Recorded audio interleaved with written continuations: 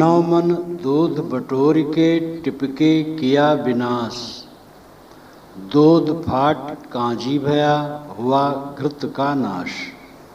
किसी ने 9 मन दूध इकट्ठा किया लेकिन उसमें टिपका डाल दिया। टिपका यानी बूंद, अर्थ है खट्टी बूंद, कसैला।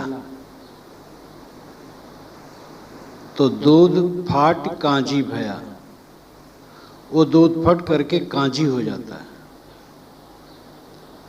फटे हुए दूध के पानी को कांजी कहते हैं। हुआ घृत का नाश, और उसमें जो घी था नष्ट हो गया। अन्योक्ति अलंकार में सद्गुरु ने यह साखी कही। अन्योक्ति अलंकार उनकी वाणी में बहुत है। प्रमा और प्रमाण, प्रमा का नाम लिए बिना वे केवल प्रमाणों से बातों को कई बार समझाते जाते हैं। 9 मन दूध बटोर के, 9 मन क्या है? 5 तत्व 3 गुण, इन 8 को अष्टधा प्रकृत कहते हैं। पृथ्वी, जल, अग्नि, वायु, आकाश, सतरजतम, इन सबका संयुक्त स्वरूप अष्टधा प्रकृति है। और इसमें जीवात्मा का निवास, ये 9 मन दूध का इकट्ठा होना है। और टिपका पड़ने से, कसैली बूंद पड़ने से सब बेकार हो जाता है।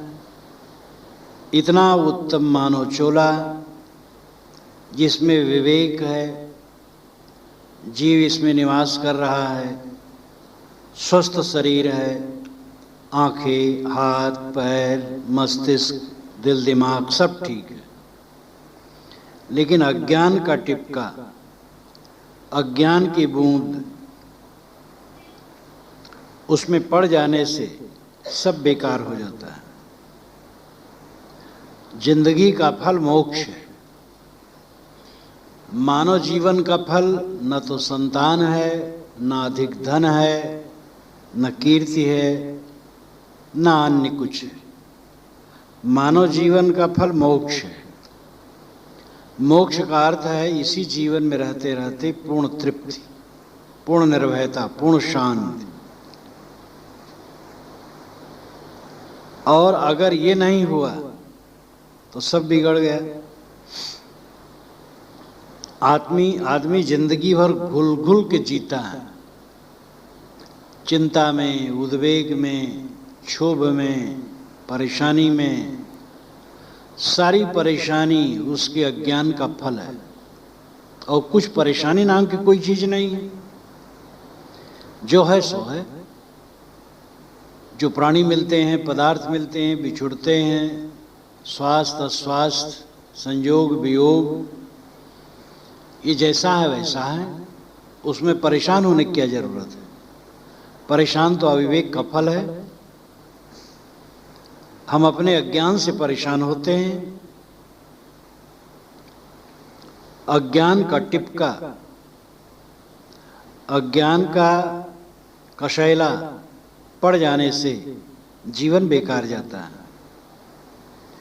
अष्टधा प्रकृति और जीव मिला करके जो 9 की संख्या बताई गई, इस तरह अर्थ न किया जाए तो भी अर्थ में कोई अंतर नहीं आता है। भारतीय परंपरा में 9 की संख्या कहने का प्रचलन ज्यादा है। ना 9 मन तेल इकट्ठा होगा, न राधा नाचेंगे। 9 मन क्यों कहा जाता है? चलते चलते पग थका, नगर रहा 9 कोस। साहब ने इसी साखी प्रकरण में कहा है, चलते चलते पैर थक गए लेकिन अभी निवास 9 कोस ही रह गया। 10 नहीं कहते हैं, 8 नहीं कहते हैं, 9 क्यों कहते हैं? संख्या के अंक 9 ही होते हैं। 10वां बिंदु होता है जिसको बढ़ा बढ़ा करके संख्याएं गिनी जाती हैं। इसलिए नौमन का लाक्षणिक अर्थ बहुत बहुत दूध इकट्ठा किया गया, लेकिन कसैला पड़ गया, सब बेकार गया। बड़ी योग्यता है, तथाकथित ऊंचे खानदान में पैदा हुए हो, स्वस्थ शरीर है, गोरे हो, चिट्टे हो, बड़ी बड़ी आंखें हैं, हाथ पैर लंबे चौड़े हैं, प्रशस्त सीना है, दंत पंक्ति सुंदर है, सब कुछ नाज नखरे शरीर के बड़े अच्छे हैं, विद्वान भी हो, बुद्धिमान भी हो, लेकिन सारी बुद्धि केवल विषय वासना तक है, सारी बुद्धि इंद्रियों के भोग तक है, आत्म उद्धार आत्म शांति के लिए है ही नहीं, तो क्या फायदा है। शुअर कुत्ते वैसे इंसान। इसलिए सारी योग्यता तब बेकार हो जाती है जब आदमी अज्ञान में अपने आप को पतित करता है, इंद्रियों का लंपट होता है। जो इस काया गढ़ की लड़ाई में विजयी हो वही धन्य है। आत्म स्वस्व होना, आत्म विजयी होना जीवन का सच्चा उत्कर्ष है। कितनों मनाओ पांव पर, कितनों मनाओ रोए, हिंदू पूजे देवता तुर्क न काहू होए। साहब ऐसी ऐसी बात कहते हैं, दिल को छू लेता है। कितनों मनाओ पांव पर, कितनों मनाओ रोए, चाहे जितना पांव पड़ पड़ के मनाओ, चाहे जितना रो करके मनाओ,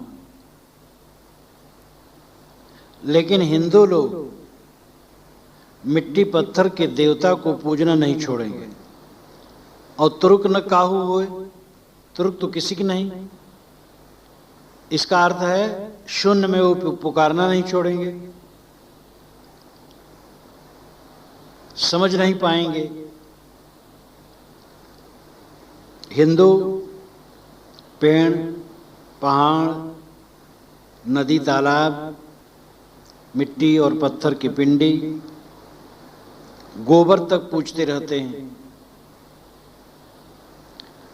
गणेश जी का रूप गोबर का बना लिया जाता है। गौरी भी, गौरी गणेश आज होते तो इन पंडितों पर मुकदमा चला देते, मेरी शक्ल गोबर की बनाई जाए, इतना अपमान। पंडित लोग गोबर भी बुझवा लेते हैं। गोबर पूजने योग्य है, पत्थर मिट्टी पानी पेड़ पहाड़ पूजने योग्य है, मनुष्य न छूने योग्य है। मनुष्य को नहीं छूना चाहिए, मनुष्य अछूत होता है।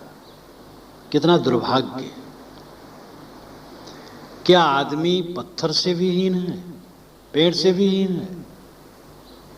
क्या आदमी निर्जीव पदार्थों से भी हीन है? आदमी की आदमियत हमने नहीं समझी,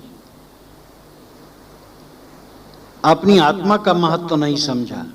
हम चैतन्य हैं, और जिसके सामने नाक रगड़ते वो बेजान है। वो अपने ऊपर बैठी हुई मक्खी को नहीं हाँक सकती,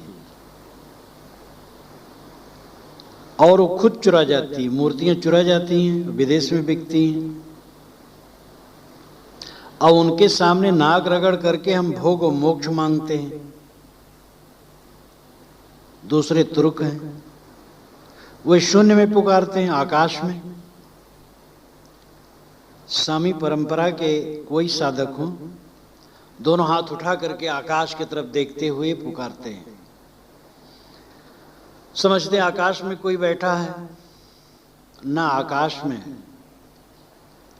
न मिट्टी के पिंड में, न पत्थर की पिंडी में, तुम्हारे अपने आप में, अपने आप में लौटो। तुम सबके दृष्टा साक्षी चैतन्य श्रेष्ठ हो। अपनी श्रेष्ठता को क्यों खो रखे हो? अपनी सत्ता और महत्ता को क्यों नहीं समझते हो? अगर तुम न हो तो मिट्टी पत्थर पूजे नहीं जा सकते, पेड़ पहाड़ पूजे नहीं जा सकते। तुम न हो तो आकाश में कौन पुकारे। तुम ही सबके दृष्टा साक्षी चैतन्य हो। और इतना ही नहीं, इन मिट्टी पत्थर की पिंडियों और आकाश में शून्य को खुश करने के लिए लोग बकरा काटते हैं, मुर्गा काटते हैं, भैंसा काटते हैं, सूअर काटते हैं, घोड़े काटते हैं, गाय काटते हैं। जिनको वे खुश करना चाहते हैं, खुश होने की उनमें शक्ति नहीं, वो निर्जीव हैं। और जिनको काटते हैं उनमें जान है। जानदार को काट करके बेजान को खुश करना चाहते हैं। कितनी बेसमझी। साहब दुखी होकर के कहते हैं, कितनों मनाओ पांव पर, कितनों मनाओ रोए, हिंदू पूजे देवता तुर्क न काहू होए। तुर्क न काहू होए का सीधा अर्थ है तुर्क किसी के नहीं होते। लाक्षणिक अर्थ है वह शून्य में पुकारते हैं। वह गाय को, ऊंट को, बकरे को, मुर्गे को काट करके शून्य को खुश करना चाहते हैं। और हिंदू मिट्टी पत्थर के पिंडियों को खुश करना चाहते, बकरा मुर्गा काट करके। सोचते भी नहीं हैं जिनको हम खुश करना चाहते हैं वो खुश कैसे होंगे। खुश होने की शक्ति उनमें नहीं है। और जिसको हम काट देते हैं उनमें खुशी नाखुशी की शक्ति है। इतना तो समझना चाहिए। दोनों नहीं समझ रहे हैं। साहब के जमाने तो बड़ी जड़ता थी। भारत आजाद हुआ है तब से दशहरे में भैंसे कटने बंद हुए हैं। नहीं तो एक एक रजवाड़े यहाँ 50 भैंसे काट दिए जाते थे। पूरे विश्व में एक ही देश हिंदू धर्म का देश है, नेपाल। और वहां आज भी सैकड़ों भैंसे काट दिए जाते हैं दशहरे में। प्रतिदिन वहां के देव मंदिरों में कितने ऐसे देव मंदिर हैं, कटते रहते हैं। खुश करते हैं ईश्वर को, देवता को। साहब कहते हैं कुछ भी नहीं समझते ईश्वर देवता। देवता तो सबके अंदर में है, प्राणियों के अंदर में है। उसको दुख न देना चाहिए, लेकिन उसी को दुख दे करके बेजान को खुश करना चाहते हैं। अमीर मीनाई ने कहा है, शेख कहता है बिरहमन को, बिरहमन वाको सख्त, काब और बुतखाने में पत्थर है पत्थर का जवाब। शेख महंत, मुस्लिम महंत ब्राह्मणों को उल्टा पलटा कहते हैं, ये पत्थर के पूजक हैं। लेकिन ब्राह्मण मुस्लिम महंतों को कहते हैं। अमीर मीनाई कहते हैं कि काब और बुतखाने में दोनों में पत्थर पत्थर का जवाब है। बुतखाना, बुद्ध शब्द बुद्ध से बना है। बौद्ध मत का प्रचार ईरान इराक की तरफ भी था और मूर्तियां बुद्ध की बना करके पूजी जाती थी। बौद्धों और जैनों के मूर्त पूजन के प्रभाव से हिंदू मूर्त पूजक बना। पहले मूर्त पूजक नहीं था। बौद्धों और जैनों ने मूर्त पूजा खूब चलाई तो यहाँ के लोग भी कुछ प्रभावित हुए और मूर्त बैठाने लगे। जब मूर्त बैठाने लगे तो जो विद्वान पंडित थे घृणा करने लगे उनसे।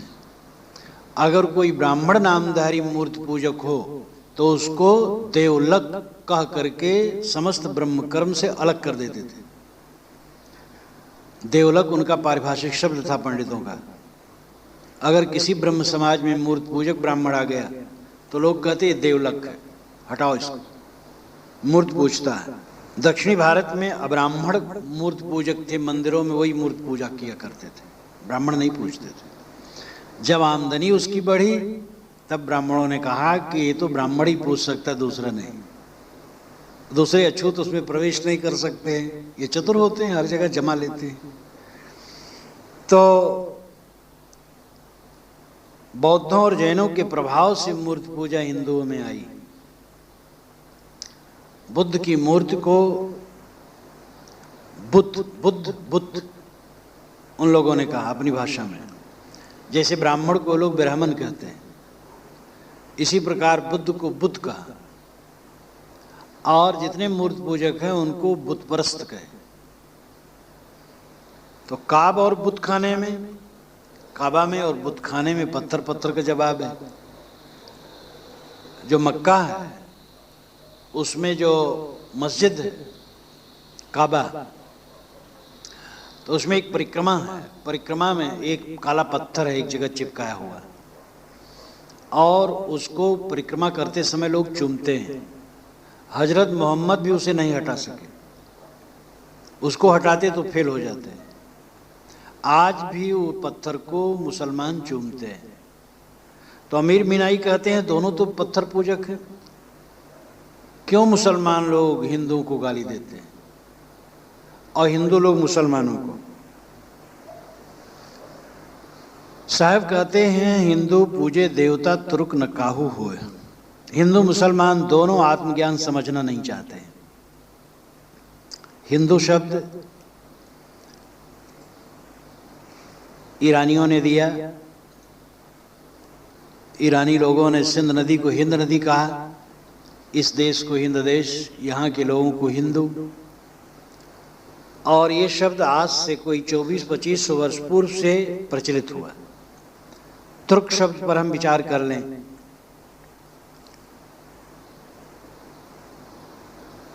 अरब के मुसलमान भारत पर हमला करने कभी नहीं आए। थोड़े मुसलमान आए थे और वह गुजरात के पश्चिम इलाके में ही थोड़ा बस गए थे, बस।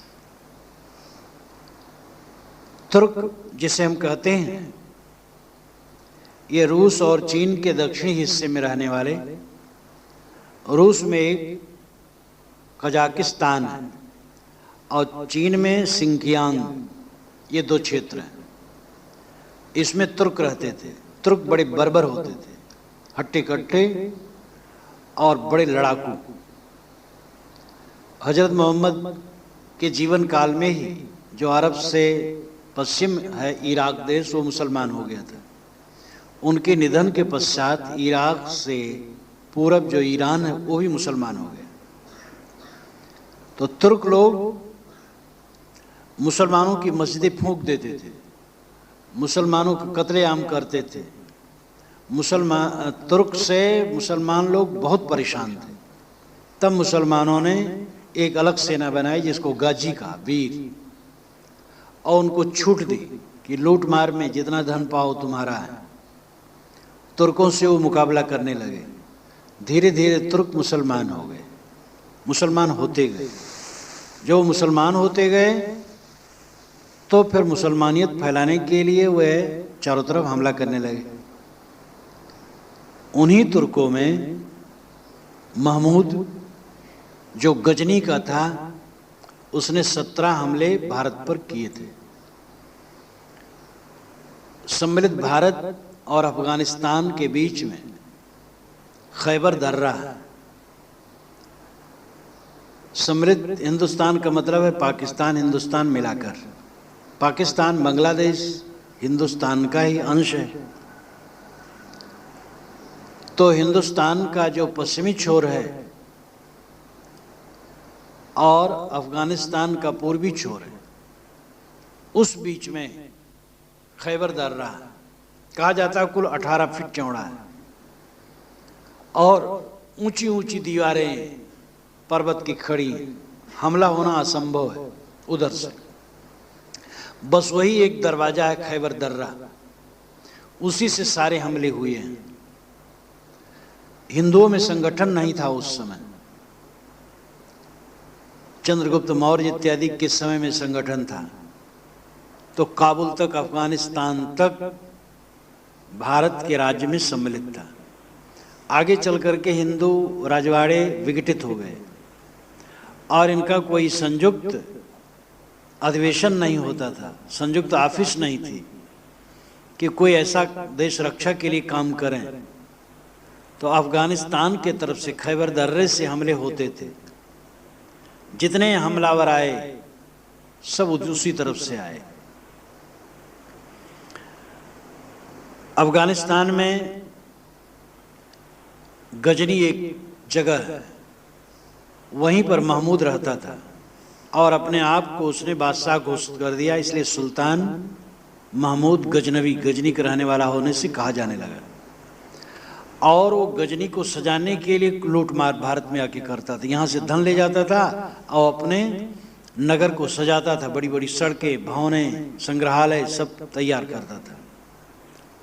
और वो अफगानिस्तान के खैबर दर्रे से निकला है, पूरा पंजाब रौंदते हुए, सिंध पंजाब रौंदते हुए, राजस्थान का हिस्सा, गुजरात का हिस्सा रौंदते हुए, और गुजरात के पश्चिम दक्षिणी छोर पर सोमनाथ मंदिर में आया है और वहां उसने लूटा, करोड़ों की संपत्ति लेकर के गया है। गुजरात के 10,000 गांवों की आमदनी सोमनाथ मंदिर को मिलती थी। 300 नाई रोज बाल बनाते थे आगंतुकों के। 300 गाने और नाचने वाले स्त्री पुरुष बजाने वाले वहां होते थे जब पूजा होती थी। सब कितना पागलपन था। 10,000 गांव की आमदनी, देश की सेवा में लगाना चाहिए तो मंदिर में देते थे।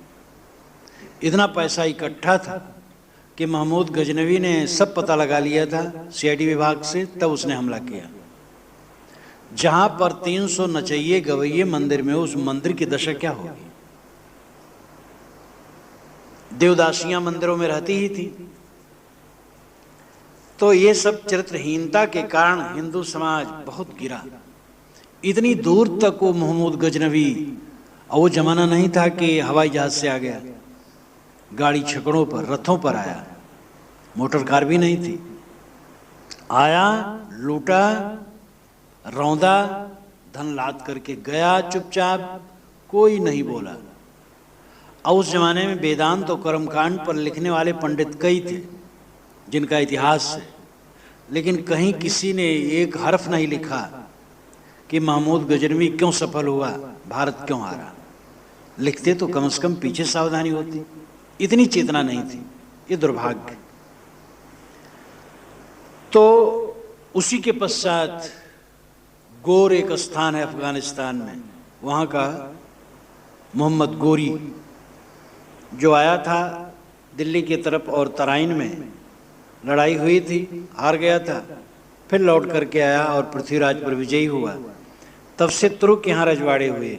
मोहम्मद गोरी भी तुर्क था, महमूद गजनवी भी तुर्क था। ये तुर्कों का ही राज्य भारत में फैला।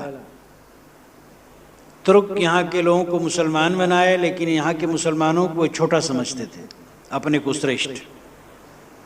धीरे धीरे वो अंतर खत्म हुआ। इसलिए भारतवर्ष में हिंदू तुर्क कहा जाने लगा। कभी शायद बार बार हिंदू तुर्क कहा। तुर्किया नाई, तुर्किया धोबी, तुर्किया तेली उत्तरी भारत में होते हैं। मुसलमान तेली लोग नहीं कहते, तुर्किया। बारंबार साहब हिंदू तुर्क कहते हैं। तुर्क ये मूल रूप में मुसलमान नहीं थे और अरब के नहीं थे। ये कजाकिस्तान और सिंकियांग जो रूस और चीन में पड़ता उधर के थे, और इन्होंने ही मुसलमान मत स्वीकार करके भारत पर हमले किए और लूटा पाटा राज कायम किए।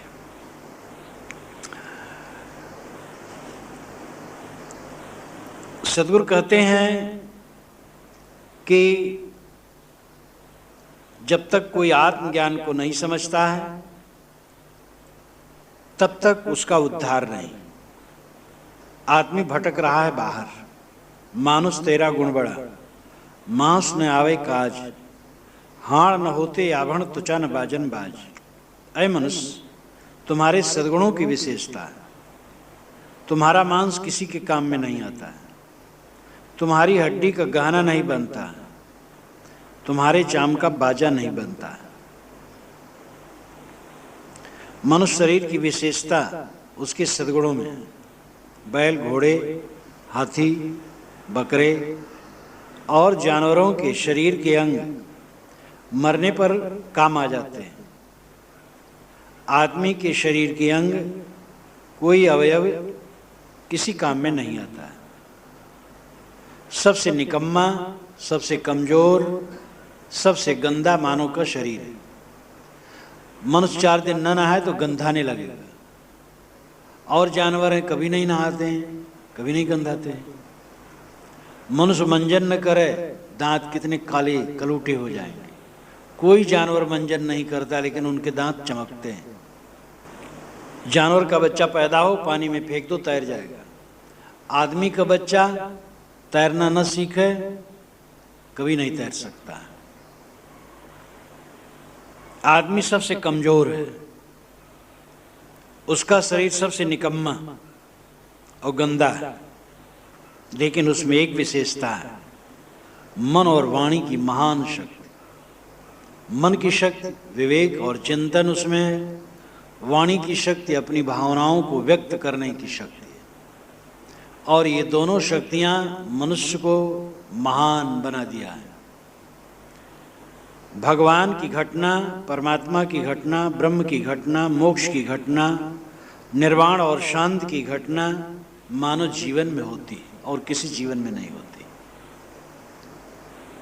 जो जीवात्मा मानव शरीर में है, जो जीवात्मा मानव शरीर में है, उसी ढंग का जीवात्मा चींटी मकोड़ों में भी है, हाथी घोड़ों में भी है। लेकिन वहाँ ऐसा साधन नहीं कि उस परमात्मत्व का उद्घाटन हो, उस शिवत्व का उद्घाटन हो। मानव शरीर में ही शिवत्व का उद्घाटन होता है। ऐसा मानो केवल भोगों में अपने जीवन को खो रहा है, केवल दुनिया के हान लाभ में खो रहा है, जो सपने के समान है और जो अंत में साथ नहीं है, जिनमें पच के आदमी जीवन भर मरता है, अंत में उसी से कष्ट पाता है। इस संसार का सारा व्यापार उसका निरर्थक होता है। झूठे लेना, झूठे देना, झूठे भोजन, झूठ चबैना। गोस्वामी जी कहते हैं तुम्हारा लेना देना, चबैना और भोजन सब झूठ। तो सदगुरु कहते हैं, आए मनुष्य, तेरे सद्गुणों की विशेषता है दया, क्षमा, शील, धीरज, विवेक, आत्मज्ञान, संयम, आत्मनिग्रह, आत्मशांत, इन सद्गुणों की विशेषता है। तेरा मांस किसी काम में नहीं आता है, हाड़ काम में नहीं आता है, चाम काम में नहीं आता है।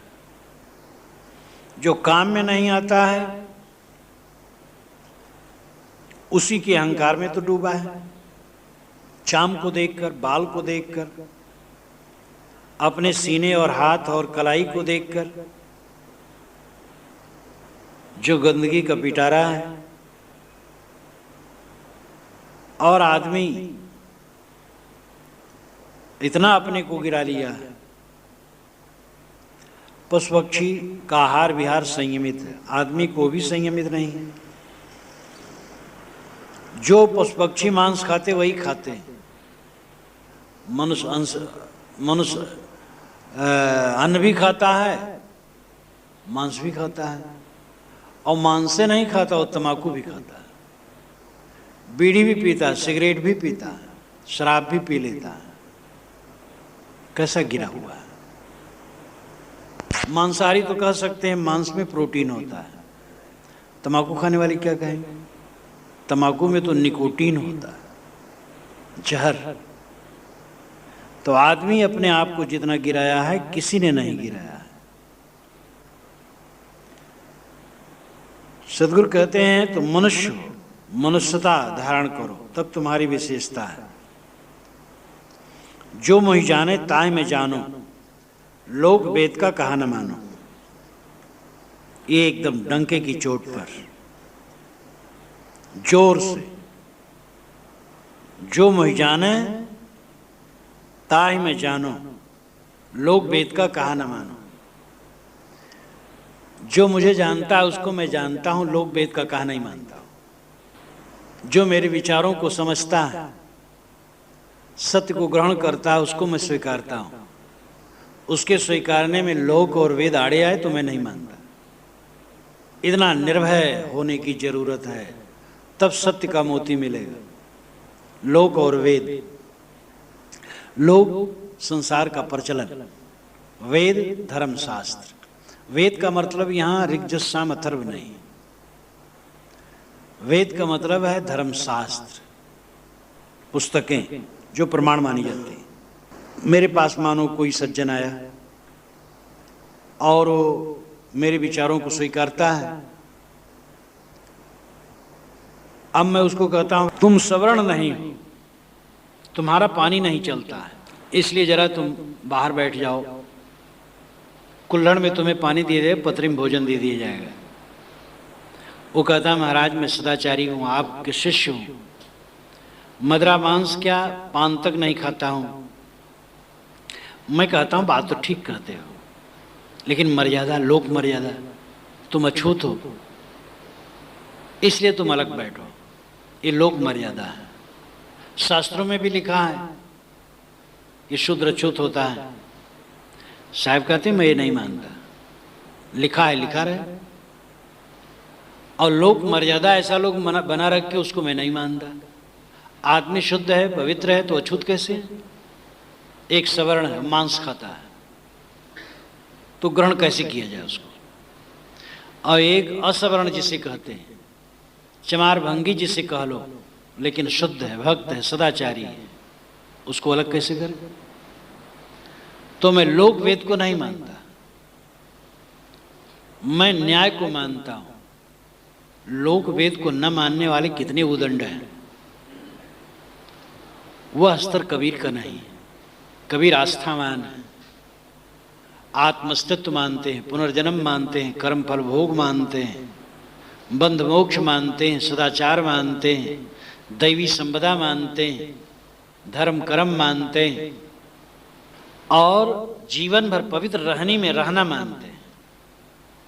लोग वेद को न मान करके उद्दंड लोग बहुत हैं, वो तो अपना विनाश करते हैं। लेकिन जो नीति में चल करके, सदाचार में चल करके, आत्मज्ञान के पथ में चल करके उस अंश को प्रश्रय नहीं देता जो हानिकारी है, भले लोग वेद उसमें आड़े आए, कोई परवाह नहीं। और ये बात वैदिक साहित्य में भी है, पुराने ऋषियों में भी है जदा कदा। कबीर साहब भारतीय इतिहास में अद्वितीय, इनका जोड़ा इतना मिलना मुश्किल है, ये सभी लोग मानते, पंडित लोग भी मानते हैं। लेकिन पंडित परंपरा में, वैदिक परंपरा में ये बात नहीं रही है, ऐसी बात नहीं। 55 मुद्दे ऐसे हैं जो वैदिक हैं और कलिवर्ज कह करके पंडितों ने तिरस्कृत कर दिया है। वेद से समर्थित 55 मुद्दे हैं जिसको पंडित लोग स्वीकारते नहीं, कहते कलिवर्ज है, कलकाल में नहीं चलता। कोमलता से कहते हैं भाई पहले चलता था, ठीक है, सतयुग था, आज कलकाल है, ये नहीं चलता। जैसे अतिथि आया तो उसको मधुपर्क में दही और शहद मिला करके मधुपर्क बनता है। लेकिन उच्च ब्राह्मण आया, राजा आया, दामाद आया, बड़ा ऋषि आया, तो उसके लिए बैल का मांस, बकरे का मांस मधुपर्क में दिया जाता था। ये धर्म ग्रंथों में लिखा है। पंडितों ने कहा ठीक है, 1000 वर्षों से पंडितों ने कहा ठीक है, उस सतयुग था तब चलता था, आज ये नहीं चलेगा, कलिवर्ज है। नियोग प्रथा थी, महाभारत के सभी पात्र प्रायः नियोग से पैदा किए गए। 1000 वर्षों से पंडितों ने कहा कि नियोग ठीक नहीं है। उस जमाना वो जमाना था, सतयुग था, ये कलयुग है, ये कलिवर्ज है इस समय। ऐसे 55 मुद्दे हैं, पंडितों ने कलिवर्ज कह करके उसका परित्याग कर दिया। ये उदारता है पंडितों की। जो लोग कहते हैं पंडित एकदम जड़ होते हैं, उनके लिए भी समाधान है कि जड़ नहीं होते हैं एकदम, उनमें भी चिंतक होते हैं।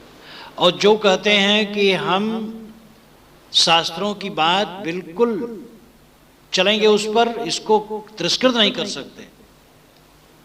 उनके लिए भी मुंहतोड़ जवाब है कि 55 शास्त्रों के वचनों को पंडितों ने रद्द कर दिया है। अश्वमेध यज्ञ में 300 पशु कटते थे, आज अश्वमेध यज्ञ नहीं होता। इसलिए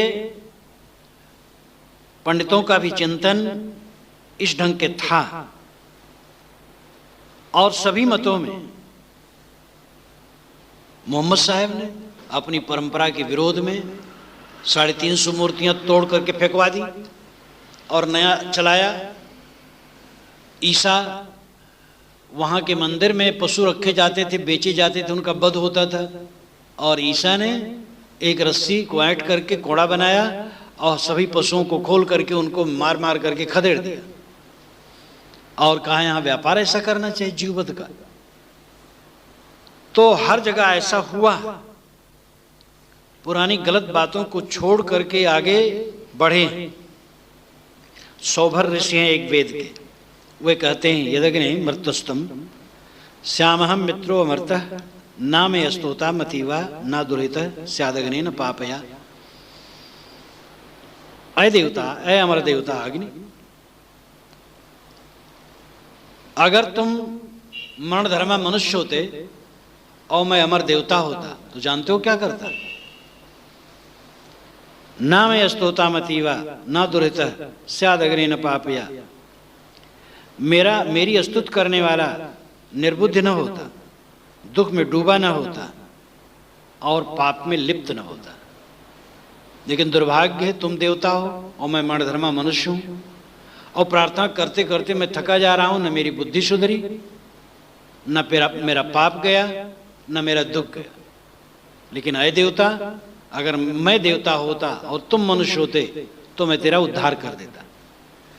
ये वेद के ऋषि सौभर फटकारते हैं देवताओं को, उनको संतोष नहीं हुआ। कद्रतम कदामृतम का प्रतना का आहुति ही। ऋषि और कहता है तुम्हारा रित कहाँ गया, तुम्हारा अमृत कहाँ गया, ये आहुतियां कहाँ गई? स्वाहा स्वाहा करते करते हमारी जिंदगी बीत रही है और तुम कुछ मेरे लिए नहीं कर पा रहे हो।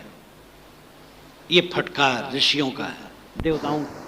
और खूब कस करके ईश्वर की सिद्धि उसमें की। ईश्वर की उपासना वो करते रहे और बहुत दिनों की ईश्वर की उपासना के बाद उनको लाभ नहीं हुआ। तो बहुत दुखी हुए, क्षोभित हुए ईश्वर के प्रति। उन्होंने कहा ऐश्वर्य मदमत्तोवस मम विज्ञावर्त से पराक्रांतेषु बौद्धेषु मदधीना तो स्थिति। अय ईश्वर, तुम अपने ऐश्वर्य के घमंड में उन्मादी हो गए हो। ऐश्वर्य मदमत्तोवस मम विज्ञावर्त से, मेरी अवज्ञा कर रहे हो, मेरी अवहेलना कर रहे हो। पराक्रांतेषु बौद्धेषु मदधीना तो स्थिति। तुम बौद्धों द्वारा रगड़े जा रहे थे, मैंने ही तेरी जान बचाई और मैं इतना दिन उपासना करते करते थक गया, तुम मेरे लिए कुछ नहीं ध्यान दे रहे। ये उदयनाचार्य ईश्वर को फटकारते हैं। कितना अद्भुत है।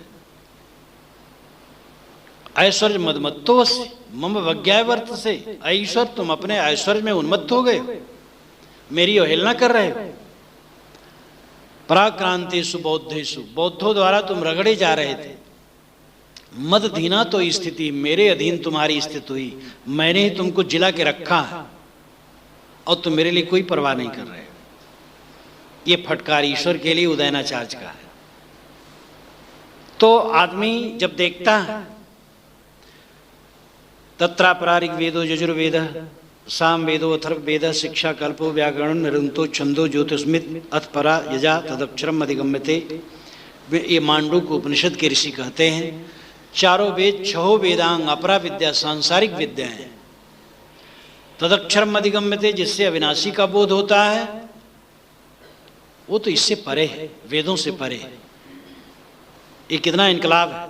श्रीमद् भागवत जो भक्ति का ग्रंथ है, वो कहता तथैव राजन्योर्गार मेध विधान विद्योर विजृंभितेषु ना वेदवादेषु ही तत्ववाद प्राण शुद्ध नु चकास्ति साधु। लौकिक व्यवहार के समान ही वैदिक व्यवहार भी सत्य नहीं है, क्योंकि वेद वाक्य प्रायः गृहस्थ जनोचित यज्ञ विधि के विस्तार में ही व्यस्त है। राग द्वेष दोषों से रहित विशुद्ध तत्व ज्ञान की पूरी अभिव्यक्ति उनमें भी नहीं है। इस प्रकार भागवतकार भी कहते हैं, नाह्यागमः सहस्म घटम पठितम इष्टे। ये भामतीकार जो शंकराचार्य ने वेदांत का भाष्य किया, उस भाष्य पर भाष्य वाचस्पति मिश्र ने किया, जिसको भामती कहते हैं। उस भाष्य को भामती वाचस्पति मिश्र की पत्नी का नाम था। उन्होंने कहा, तुम तो ठीक है भाष्य कर रहे हो, तुम्हारा नाम फैला कि मुझे कौन जानता है। उन्होंने कहा, चलो तुम्हारे नाम से मैं भाष्य का नाम रख देता हूं। तो अपने भाष्य का नाम उन्होंने भामती रखा। और वाचस्पति मिश्र सर्वदर्शन कानन पंचानन माने जाते हैं। सभी दर्शनों में सिंह, सभी दर्शनों के जंगल में सिंह, महान विद्वान। और जब जहां जिस शास्त्र का अर्थ किया उसी ढंग से किया, छल नहीं किया। और वे कहते हैं कि हजारों वेद वचन घड़े को कपड़ा नहीं बना सकते। ना ह्यागमः सहस्म घटम पठितम इष्टे। हजारों वेद वचन क्या घड़े को कपड़ा बना देंगे? हजारों वेद वचन का प्रमाण दे करके क्या इलाहाबाद को लखनऊ बना दिया जाएगा? इसलिए वेद वचन अपनी जगह ठीक है, परंतु अन्यथा नहीं कर सकते। तो ये सब उदाहरण देने का मतलब यह है कि स्वतंत्र चिंतन के सूत्र जगह जगह हैं। कबीर साहब इसमें बहुत निर्भीक भड़ाक सिखाने वाले हैं। वे कहते हैं, जो मुझ जाने ताहि में जानो, लोग वेद का कहा न मानो। लोग और शास्त्र की मर्यादा बीच में आए, अब अगर उचित नहीं तो मैं नहीं मानते। जैसे देव पूजन में पशुवध शास्त्र में लिखा है, साहब कहते मैं नहीं मानता। जैसे शास्त्रों में लिखा है कि अमुक जात का आदमी पूज्य होता है चाहे वो कितना हीन हो, और अमुक जात का आदमी अपूज्य होता चाहे कितना अच्छा हो, साहब कहते मैं इसको नहीं मानता। तो लोक और वेद जहां सत्य का वध करने लगे, उनसे आगे बढ़ जाना संत का काम है, जिससे समाज को प्रकाश मिले। और ऋषियों ने भी ये रास्ता दिखाया है। यज्ञों में जितने पशुवध होते थे उसका खंडन करके ऋषियों ने अहिंसा व्रत चलाया। उपनिषद चिंतन, भागवत चिंतन, बौद्ध चिंतन, जैन चिंतन, ये यज्ञों से हट करके हुआ। ब्राह्मण लोग यज्ञ करते थे, घोर पशुवध करते। एक यज्ञशाला बूचड़ खाना बन जाती थी, सैकड़ों पशु कटते थे। उपनिषद चिंतन इसके विरुद्ध में है। भागवत चिंतन कृष्ण उपासना और राम उपासना इसके विरुद्ध में है। बौद्धों जैनों का चिंतन इससे विरुद्ध में है। सबकी उत्पत्ति धरती सब जीवन प्रतिपाल। धरती न जाने आप गुण ऐसा गुरु विचार। धरती जानते आप गुण कधी न होती डोल। तिल तिल गर्वी होती रहती ठिकों की मोल। सबकी उत्पत्ति धरती से होती है और धरती सब जीवन का प्रतिपाल करती है। लेकिन ऐसी धरती अपने गुण को नहीं जानती। धरती न जाने आप गुण ऐसा गुरु विचार, ऐसा श्रेष्ठ विचार वो नहीं समझ पाती है। धरती जानत आप गुण, अगर धरती अपने गुण को जानती कभी न होती डोल। तो कभी डोल भूचाल क्यों आता? भूचाल क्यों आती? भूचाल आती है और पृथ्वी डगमगा जाती है। धरती अपने महत्व को नहीं समझती, इसलिए भूचाल आती है। तिल तिल गर्वी होती। तिल तिल नाम सर्वांग वजनदार रहती।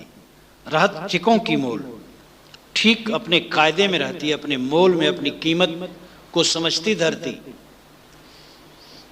ये भी अन्योक्ति अलंकार में है। प्रमा जीव है, प्रमाण धरती है।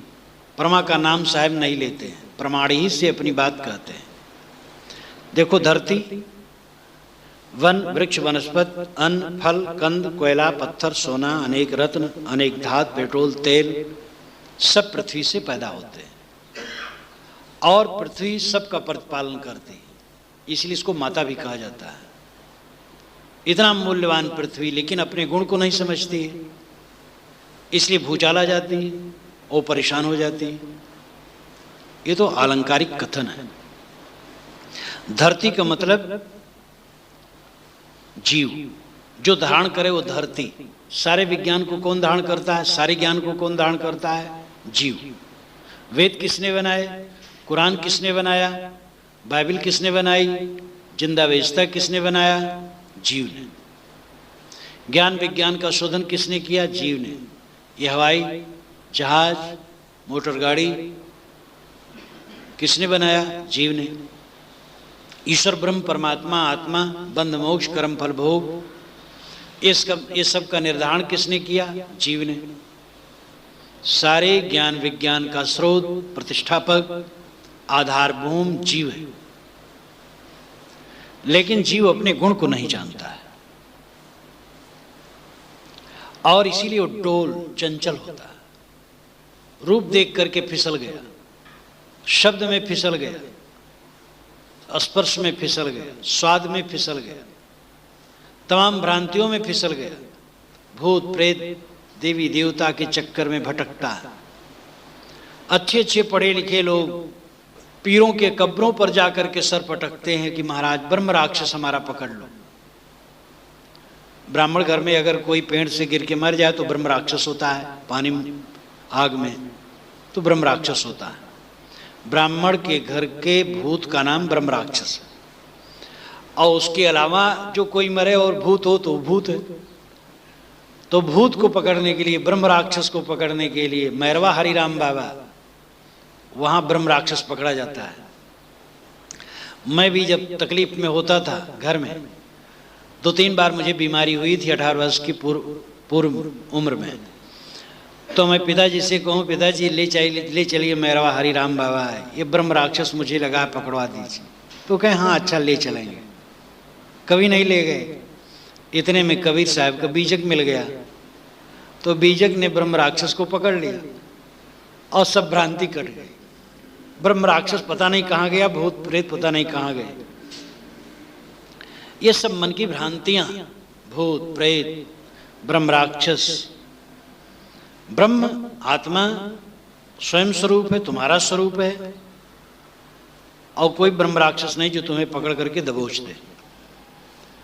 ये जीव अगर अपने महत्व को समझे तो तिल तिल गर्वा, सर्वांग वजनदार, इंद्रियों को संयम में रखे, मन को संयम में रखे, कहीं विचलित न हो, कहीं भटकाव में न आए और कभी फिसलन इसे न हो, लेकिन अपने महत्व को नहीं समझता है। आत्मानं चेद विजानीयात् अयमस्मीत् पुरुषः किमिच्छन्न कस्य कामाय शरीर मन संजरेत। बृहदारण्यक उपनिषद में ऋषि कहते हैं आत्मानं चेद विजानीयात् अयमस्मीत् पुरुषः, अयम अस्मि, यह है, यह आत्मा, यह पुरुष, यह स्वयं स्वरूप है। ऐसा जिसने समझ लिया, किमिच्छन्न कस्य कामाय, किस इच्छा के बस होकर, किस कामना के बस होकर, शरीरम अनुसंजरेत, शरीर के पीछे पीछे चलकर जन्म मरण का बुखार चढ़ाए रखे। जिसने समझ लिया कि मैं आत्मा हूं, मैं पुरुष हूं, मैं चेतन हूं, मैं शिव हूं, कल्याण स्वरूप हूं, अब किस वासना और किस इच्छा से ये जन्म मरण का बुखार चढ़ाए रखे? कौन आवश्यकता रह गई शरीर का अहंकार रखने के लिए? तो अपने आप के महत्व को न समझने से सारी दुर्दशा है। अपने महत्व को समझो। जहिया कृतम ना हता धरती हती न नीर, उत्पत्त प्रलय ना हती तब की कहें कबीर। साहब कहते मान लो किसी दिन कृतम नहीं था, जहिया जब कृत्रिम बनावटी जगत नहीं था। धरती हती न नीर, धरती नहीं थी, नीर पानी नहीं था। उत्पत्त प्रलय ना हती, उत्पत्त और प्रलय भी नहीं था। तब की कहें कबीर। साहब कहते मैं तब की बात कहता हूं। तब क्या था? हिंदू कहाँ था, मुसलमान कहाँ था, वेद कहाँ था, कुरान कहाँ था, बाइबल कहाँ थी, जिंदा व्यवस्था कहाँ था, राम और कृष्ण कहाँ थे, मोहम्मद और ईसा कहाँ थे? साहब ये बताना चाहते हैं कि सभी मजहब वाले मानते हैं कि हमारा राह खुदाई है और दूसरे की राह पतनपंथी है। कल्याण का रास्ता हमारा संप्रदाय है।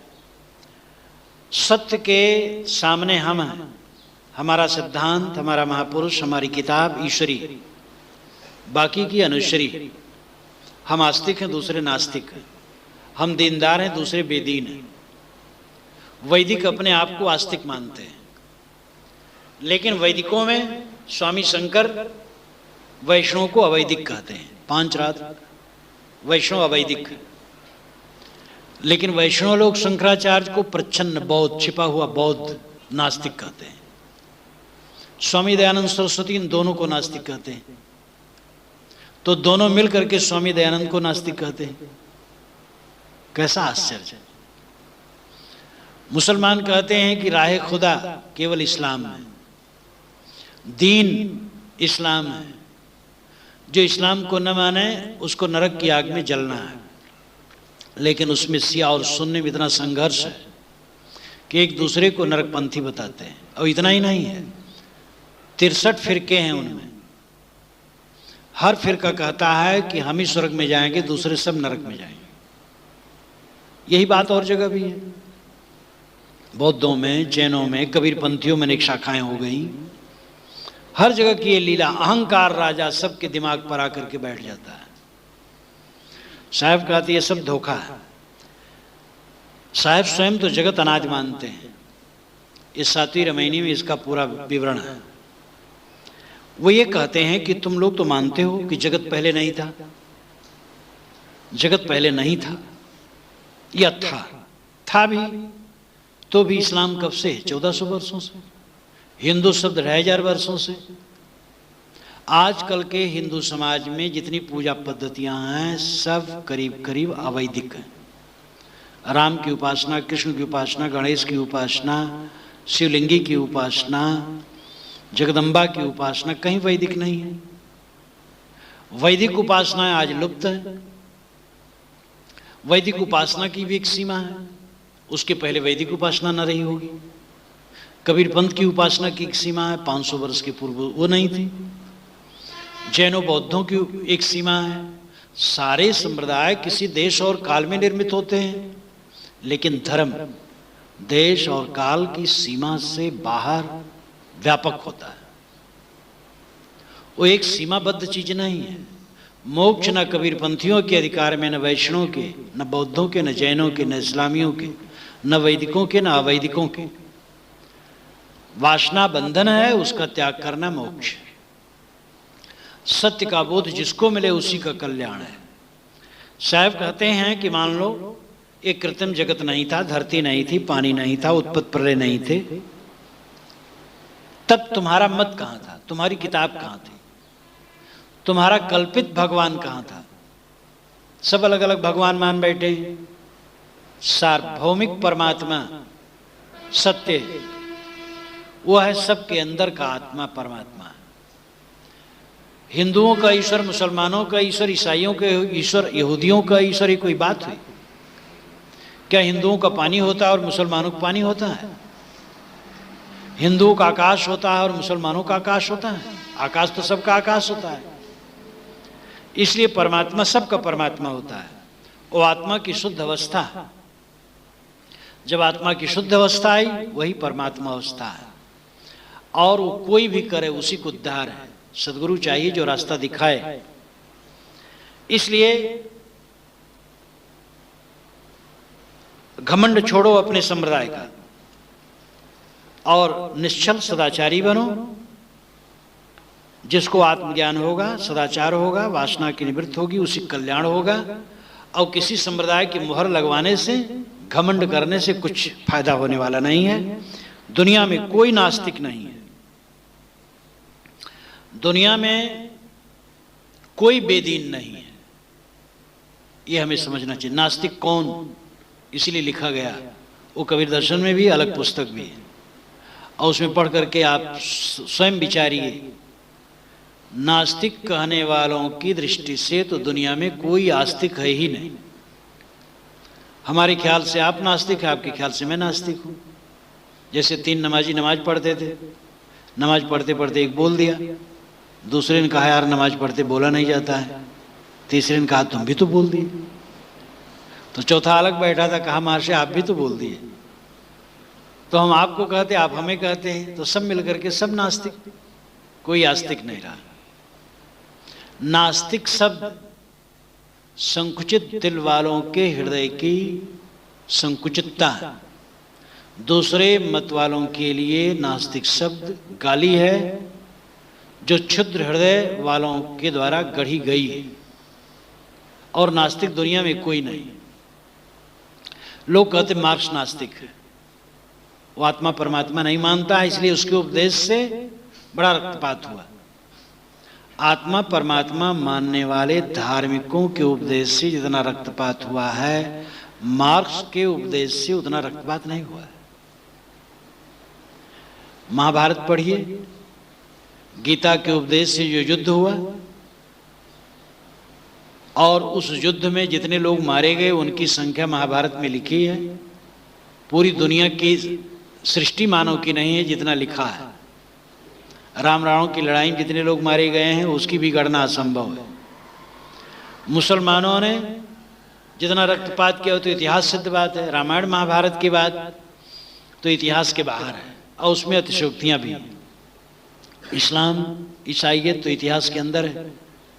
और इन लोगों ने जो आत्मा परमात्मा के नाम पर और धर्म के नाम पर रक्त बहाया है, मार्क्सवाद ने उसका 10वां हिस्सा भी नहीं बहाया है। तो आत्मा परमात्मा मानने वालों ने बहुत रक्त बहाया है। मार्क्स आत्मा परमात्मा नहीं मानते थे इसलिए वो नास्तिक है, ये कहना गलत है। जो पत्थर को पूजे आस्तिक है, जो शून्य को पुकारे वो आस्तिक है, और जो मनुष्य की रोजी रोटी के लिए क्रांति करे वो नास्तिक कैसे है? पत्थर में भगवान दिखता है, शून्य में भगवान दिखता है, तो क्या इंसान में भगवान नहीं है? हिंदू परंपरा मूर्तियों में भगवान मान लेती है। सामी परंपरा जिसमें यहूदी ईसाई इस्लामी है वो शून्य में भगवान मानते हैं। मार्क्स मनुष्य में भगवान मानता है और कहता है कि एक आदमी खा खा के मरे और एक आदमी खाने के न हो, ये अनुचित है। तो क्या बुरा है? वेद व्यास ने भी श्रीमद् भागवत में कहा, यावत भ्रियत जठरम तावत सत्वम हि देहिनाम अधिकम यो अभिमन्यत शास्त्रेनो दंडमर्हत। जितने में देहधारियों का पेट भर जाए उतने पर ही उनका अधिकार है। इससे अधिक पर जो अपना अधिकार मानता हो चोर, उसको दंड मिलना चाहिए। मार्क्स नास्तिक कैसे है? दुनिया में एक व्यक्ति नास्तिक नहीं है। जो नैतिकता को न माने वो नास्तिक। चोर भी नैतिकता को मानते हैं। जब चोरी का माल बांटते तो कहते भाई ईमानदारी से बांटना, तो चोरों में भी नैतिकता होती है। इसलिए ये कहना अमुक नास्तिक है अपना छिछलापन है, कोई नास्तिक नहीं। उदार बनो। साहब कहते अपने मत का घमंड छोड़ो। हमारा जो पूज्य हो अवतार है, हमारा पूज्य पैगंबर है, हमारा पूज्य ईश्वर पुत्र है, इसलिए हमारे रास्ते चले वो आस्तिक, दूसरा नास्तिक। इसी से वो आपस में ही आस्तिक नास्तिक हो गए, सबके सब नास्तिक हो गए। हमारी किताब ईश्वरी, दूसरे की अनिश्वरी, इसी में सबके सब कट गए। तो ये सब अहंकार है। जितने महापुरुष सब पूज्य हैं, जितने ग्रंथ सब आदरणीय हैं, जितने संप्रदाय हैं सब आदरणीय हैं। अपने संप्रदाय के नियमों के अनुसार चलो और दूसरे के संप्रदाय के नियमों को आदर दो। सदाचार का पालन करो, आत्मज्ञान प्राप्त करो, वासना का त्याग करो, मोह का त्याग करो। इसी में कल्याण है। और सबके साथ भाईचारे का बर्ताव करो।